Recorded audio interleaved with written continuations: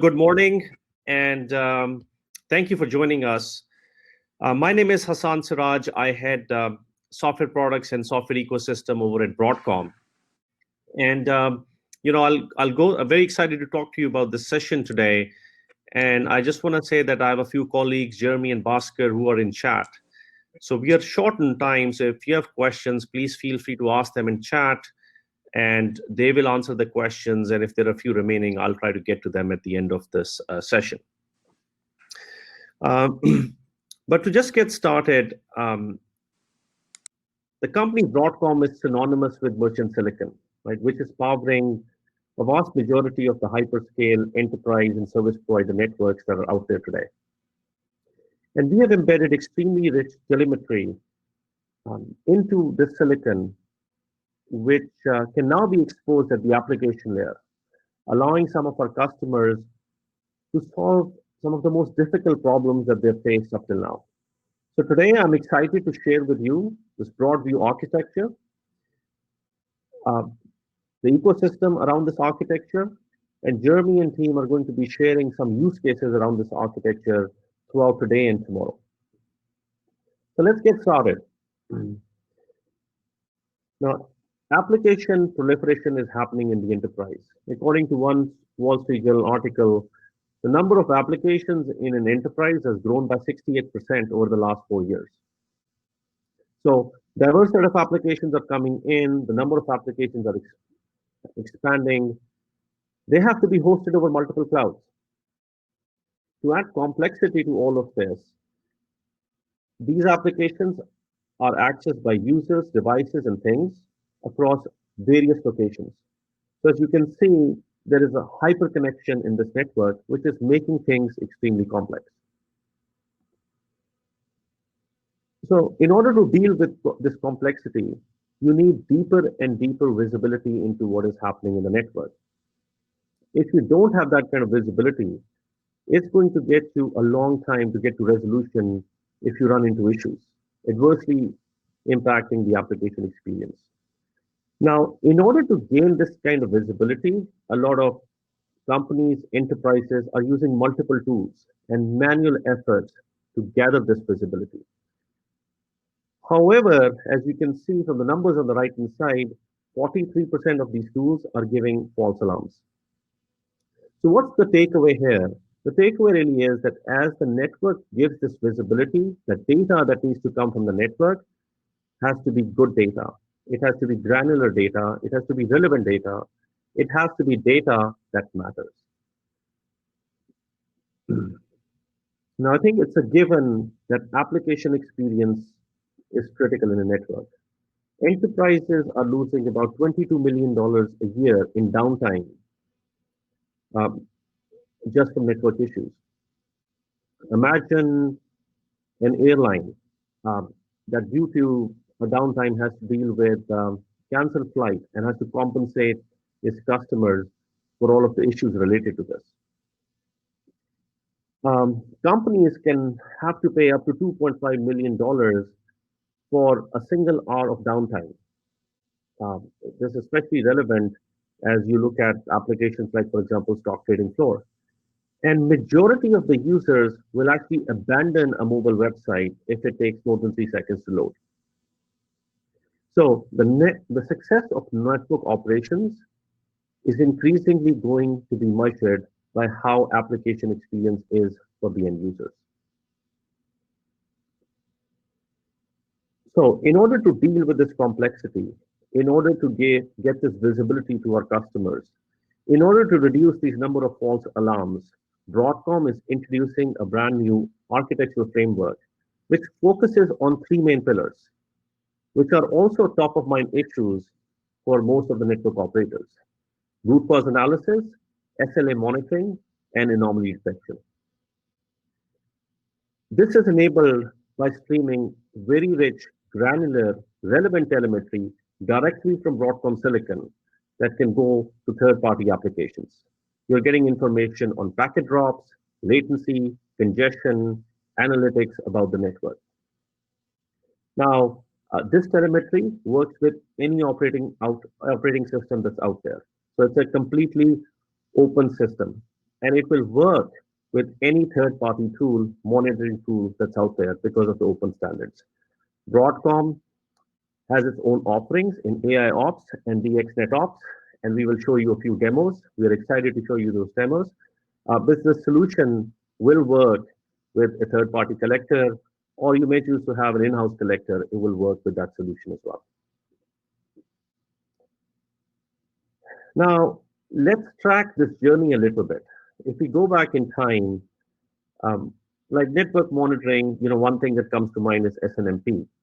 And Snmp was really a polling mechanism where you're trying to poll the network was for information.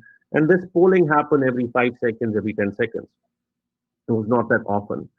And any analytics that you needed, you had to take all of this data offline to some sort of a collector, and that's where you perform the analytics. So there was a lot of delay. In this solution, there was no streaming, and there was no packet level telemetry. I mean, as things evolved over time, we introduced packet sampling technologies. NetFlow is something that comes to mind. Now, this is also where you were exporting a lot of raw data. You were not doing a lot of analysis, a lot of filtering, a lot of deduplication in the data itself. So you were overwhelming the collectors with data. Did introduce streaming for the first time, but all of this streaming was happening to the network operating system on the host CPU. So the performance was limited. And lastly, uh, there was very basic packet level telemetry that was available. With Broadview architecture, this is for the first time that we are introducing inline silicon analytics. What does this really mean? That means that before we export this data to you, to the collector, we are doing a lot of analysis. We are actually doing a lot of filtering. We are doing a lot of deduplication in order to make sure that the data that is sent out is relevant data. It's good data. It's data that matters, as I talked about before. Secondly, for the first time, we can now stream telemetry directly from the silicon itself, right?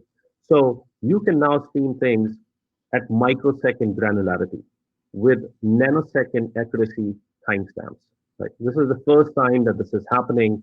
These things used to happen at seconds granularity with Snmp, moved into milliseconds with some of the other technologies. But this is for the first time that the granularity is at a microsecond level.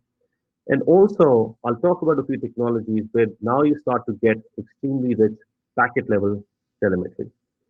So you're able to track every packet and every flow and get information about that flow and about that packet. So with these capabilities, we can enable what we believe is the best-in-class root cause analysis, SLA monitoring, and anomaly detection solutions. So with that, let me just start getting into some of these pillars. And let's just start with root cause analysis itself.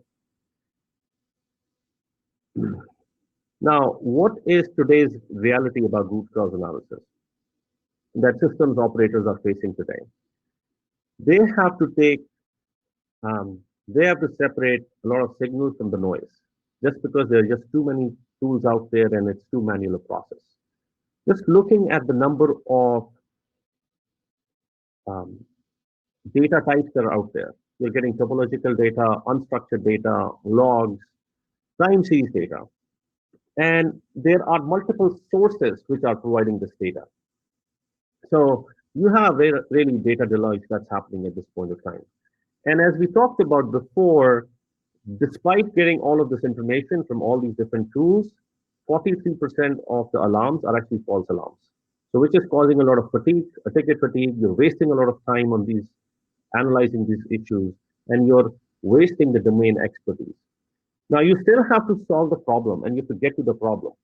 And in order to solve that problem, as you spend more resources, you're actually spending more useful resources going from L1 and L2 and L3 support.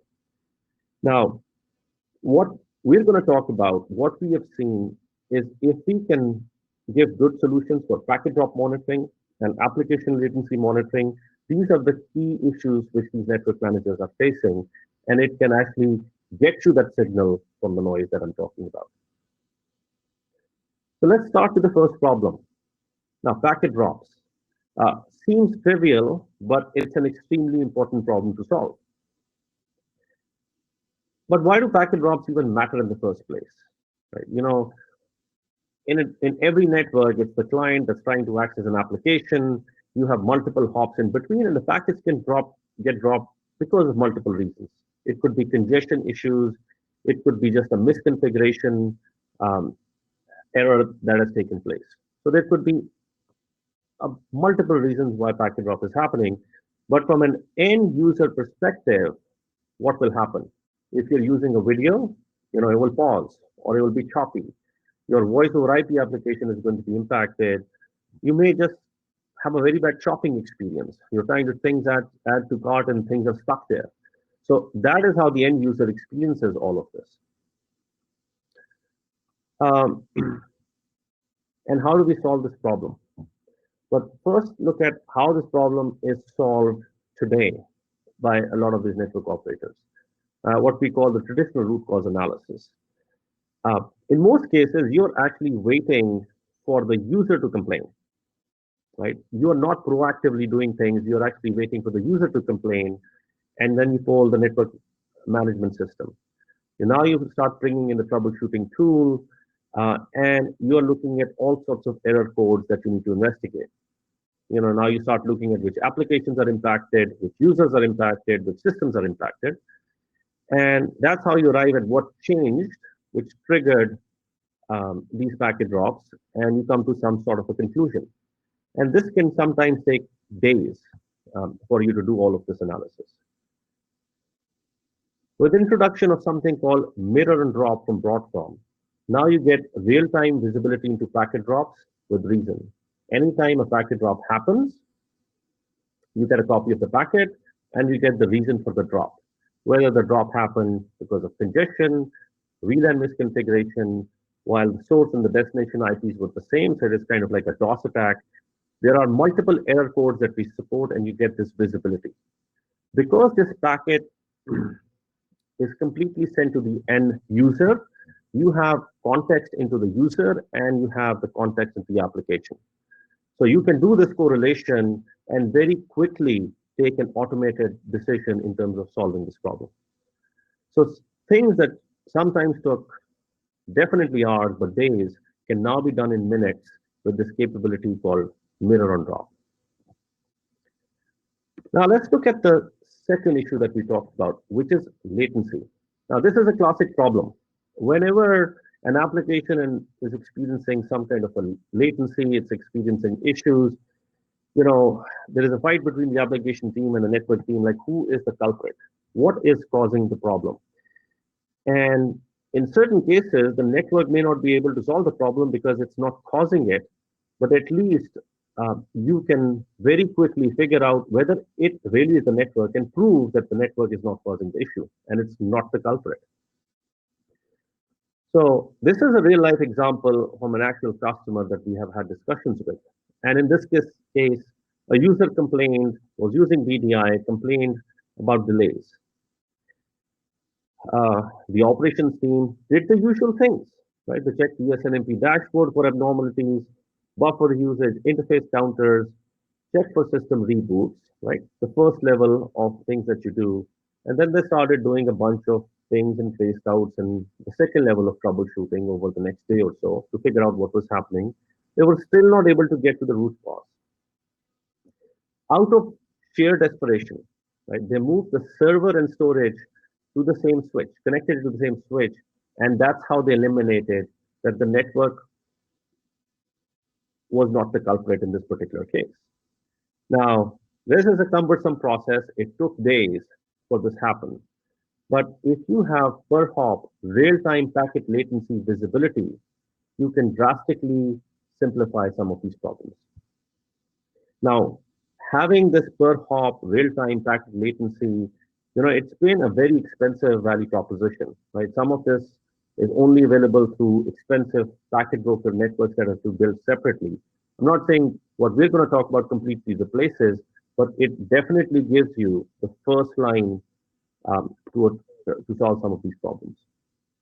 And we have introduced a capability called the in-band flow analyzer, which is an in-band telemetry solution to gain this per hop real-time visibility into the packets. Let me just try to demonstrate this with a simple example of a simple network. Right? You can see there are about 4 switches. The path that is being taken in this particular case is is going from switch 1, 2 to 3. And in each of these cases, every switch is going to introduce or append what we call a metadata on the packet. It's actually on the packet that is traversing the network. And what is that metadata?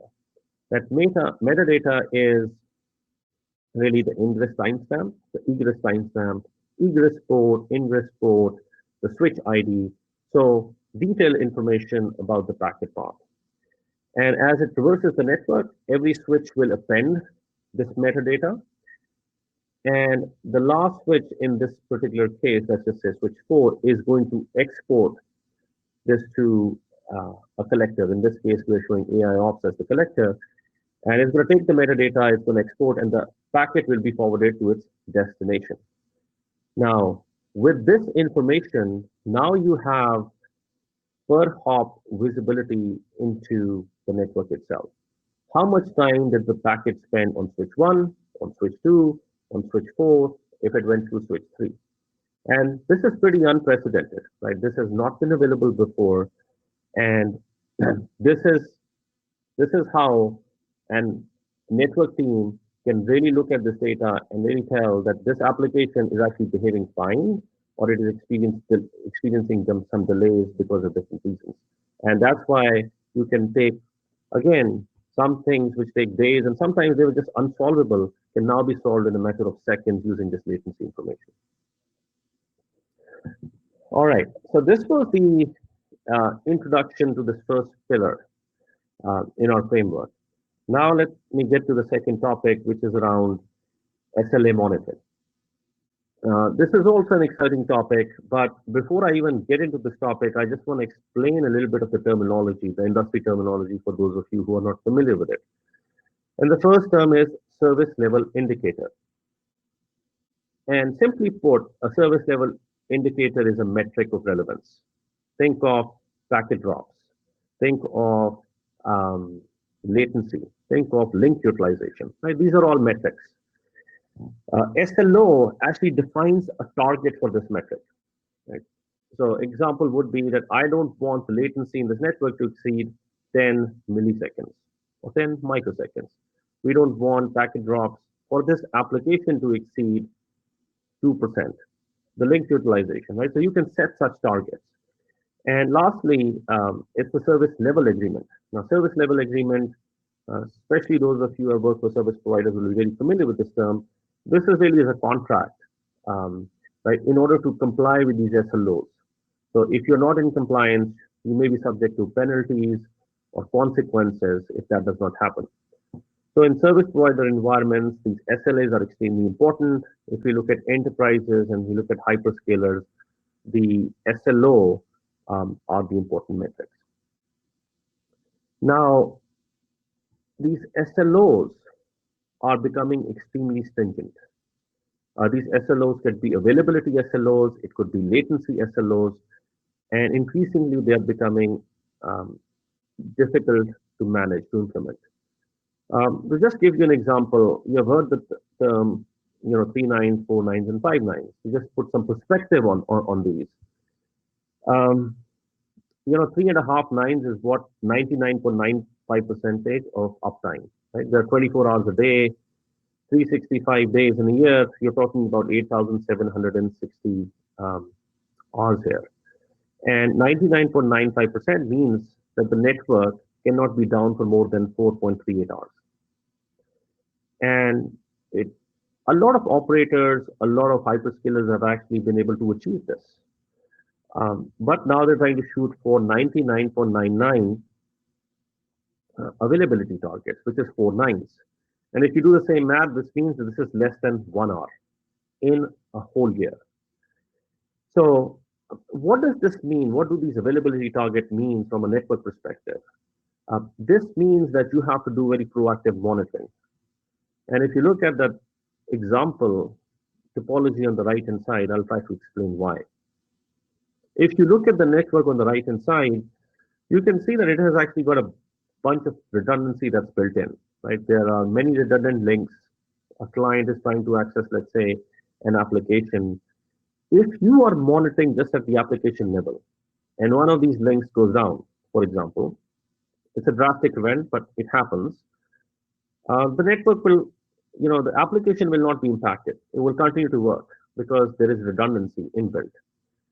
Now, let's just say a second link also now fails. The application will still not complain. The monitoring that's happening on the application layer will still not complain because it's still operating. However, you have reached a critical point because if one more link fails over here, your application is going to be completely unusable. And this is why proactive monitoring is extremely important because it ensures that small failures are detected before they cascade into a huge problem. So hopefully, we made the case on the need for proactive monitoring. The other case I want to make is the need for high resolution and fine-grained telemetry to meet these very stringent SLOs. Now, the example shown over here is the example of microbursts. Microbursts is a common problem that is seen, especially in the data center networks today. If you have a search query, it can replicate into multiple queries and can result in microbursts, for example.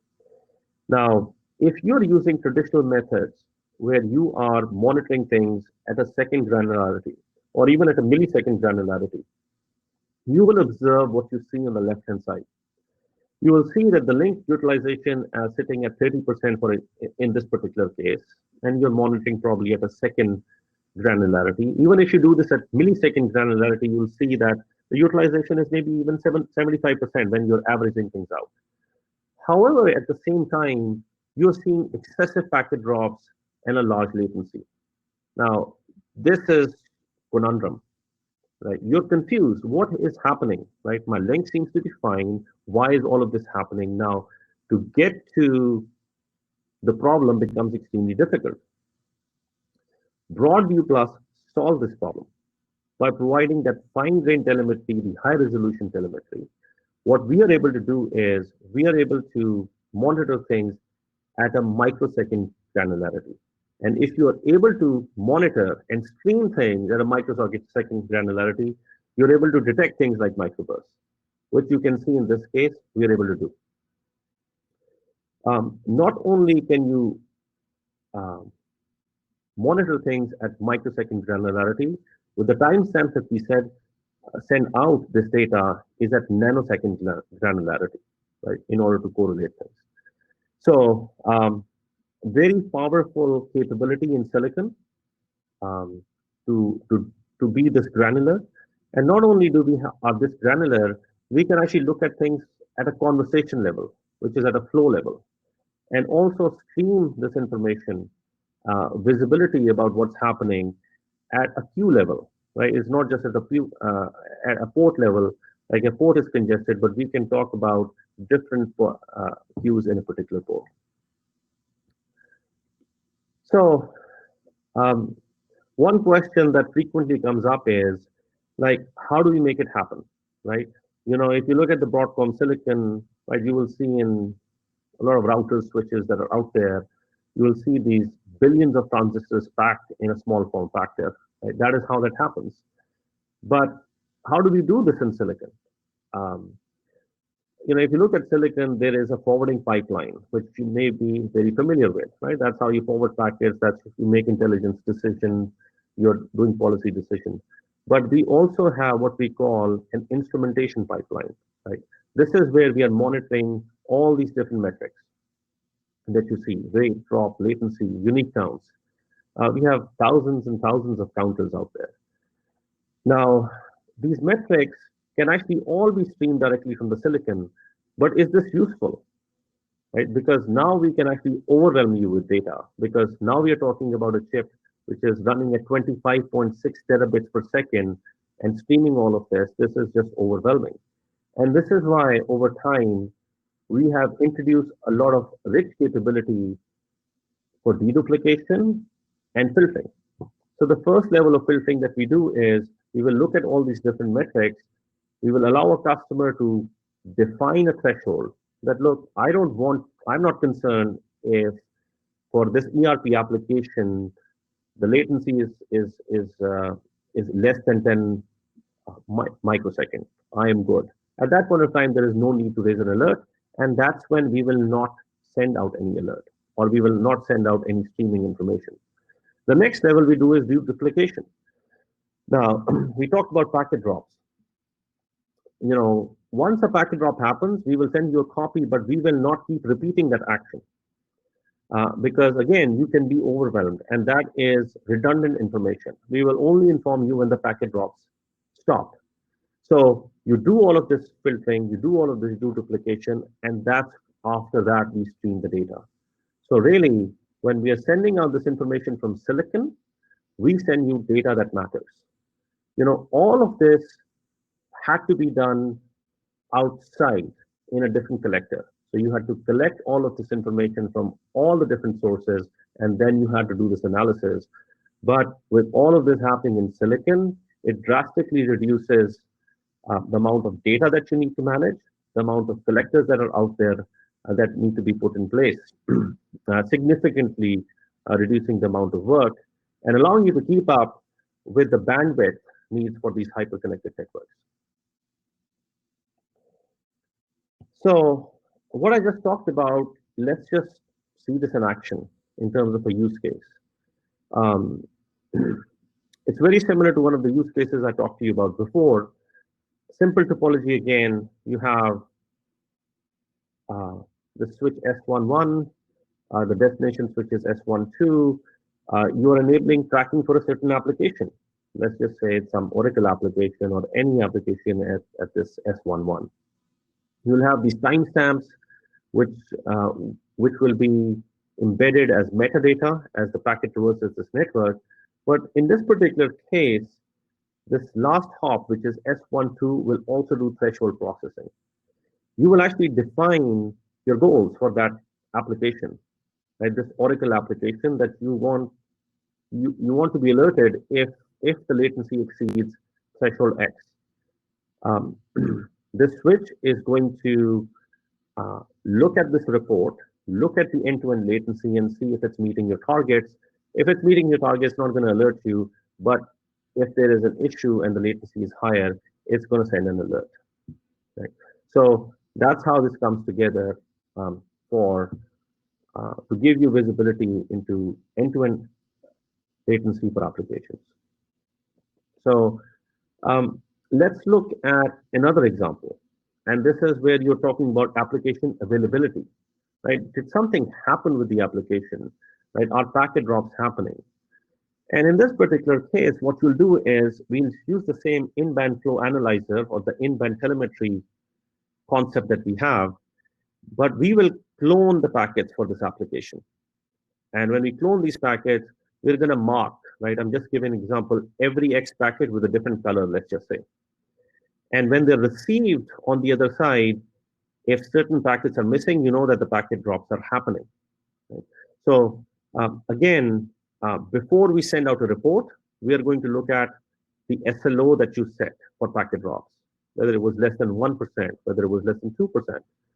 And if you are within the SLO target, you don't need to be informed, but if it's exceeding the target, you will be informed, and so that you can take corrective action. And all of this happens real time, directly from the silicon itself. And as we will show you in demos, Jeremy is going to show you in demos throughout this ONUG. You see a screenshot of how we can display and bring this together from an application perspective in our AIOps, and DXNetOps tools. So the last topic I just want to talk about is anomaly detection. And for anomaly detection, you need a lot of inline analytics. And what really are analytics, right? This is the capability to identify trends and patterns in raw data, and you need to be able to correlate these different trends and take some meaningful action. like the traditional methods of data collection and analytics, right? We talked a little bit about some of these. You can actually uh, try to track every packet. You will be limited in terms of scale because you will be limited to a few thousand flows because of memory constraints. You can start sampling everything, right? This is where you do have a global view, but you will underestimate things because you will miss out on what we call the short-lived views, flows, or the mice flows, or the one-shot RPC flows. Um, or you could be doing in-band telemetry, in which case you do get fine-grained and per flow statistics, but how do you aggregate them, right? That's that will be nirvana. And let's just look at this aggregation with an example. I mean, how do you get a complete flow count for multiple applications? Right? A flow count is useful because it gives you a better understanding of application behavior, resource consumption. It is an indicator of a DDoS attack, right? Because there are some chatty sources. There may be that a DDoS attack is active. So traditional methods for flow counting, right? You can sample every packet. You can build a flow tracker outside the switch itself. As I mentioned before, you will get an underestimate because you will, if you're sampling 1 in 10,000 flows, you'll miss out on certain flows that we call the mice flows. You will also get delayed results because the processing is not happening in the silicon; it is actually happening outside, so it's slow. So with inline analytics, you can actually implement an estimation algorithm which tracks every packet of every flow.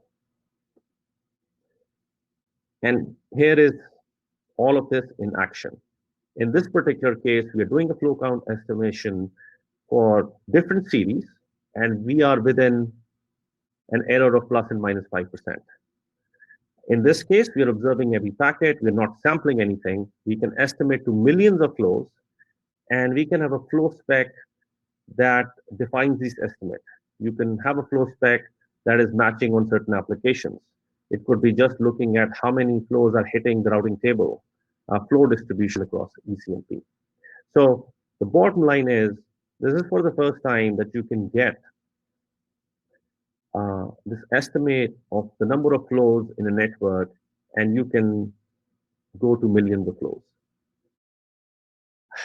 So this is the underlying technology, to be very honest. Like, how does it enable something like anomaly detection, which is looking for outliers in observed data patterns? And again, I'm going to try to demonstrate this with an example, which is DDoS detection. Whenever a DDoS attack is happening, you're trying to limit the resource availability in a network. And traditionally, this has all been done using middle boxes like firewalls and proxy servers, or instrumenting the servers and process logs. With inline analytics that we have in our silicon, you can now provide much better intelligence to a global entity, and you can do this on every single switch in the network. So you can scale horizontally. What will be some examples? Just using this flow count estimation, you can actually start detecting port scans. If somebody is trying to do port scans, you will, in your network, observe an abnormal behavior of the number of flows going beyond the norm threshold that's out there. And you can be alerted there is some anomalous detection activity that's happening that's likely a port scan. You can also detect TCP sync floods. Like the TCP is a three-way handshake, as you can see on the right-hand side. But if the handshake response is not coming back from the client in the form of a client ACK, you may be in a hung state. And if it's happening multiple times over, what you will see is you will see an imbalance between SYNs and FINs. And when you see this imbalance in the silicon itself, you actually alert to say that this is a TCP sync attack. Hopefully, this gives you some insight that using some of this analytics that is built into the switch, you can enable these new use cases. So over the last 25 minutes or so, I've tried to give you an overview of Broadview Plus. Network plays an extremely important role in ensuring the best application experience. Um, and with this framework, we do believe that we enable network operators to do the best root cause analysis, SLA monitoring, and anomaly detection. And all of this is enabled by streaming rich, granular, relevant telemetry from the silicon directly to the application. And this is done in a consistent format. I do want to emphasize the consistent format because when we are sending out this information, whether it's packet drop, whether it's congestion, whether it's latency, whether it's some of these analytics, it's an open standard format like IPFix. So you don't have to have different collectors trying to deal with different formats. Hopefully, I was able to show you that you can customize the granularity with which you can send this data. You saw that how we can optimize this data export for doing filtering and deduplication. And you also saw that with the thresholding techniques, we can actually generate real-time alerts and security events. Now, all of the solution will work with any network operating system that's out there. It's an open ecosystem. And there are multiple operating systems that are actually implementing a lot of this technology today. On top of that, northbound, these operating systems can hook onto any third-party monitoring tool. Now, Broadcom has these offerings, AI Ops, DXNet Ops, and you'll see some demos, some awesome demos in terms of this integration. But there are other third-party collectors who are working on this, and you can also do this in-house. And with this, I just want to thank you for your time, for listening to us. And I would encourage you to see some of these things in action by going to Jeremy's sessions. Right? He's going to talk about this integration on the SD-WAN side. He's going to talk about this at 11:25. He's going to repeat the session tomorrow at 11:25 as well. And if you liked what you saw in Mirror and Drop on in-band fabric analyzer, he's going to bring this to life through demos and through proof of concepts to you in a session today at 1 p.m. So make sure you check out that session. And again, thank you very much for your time. And I hope you enjoy the rest of ONUG.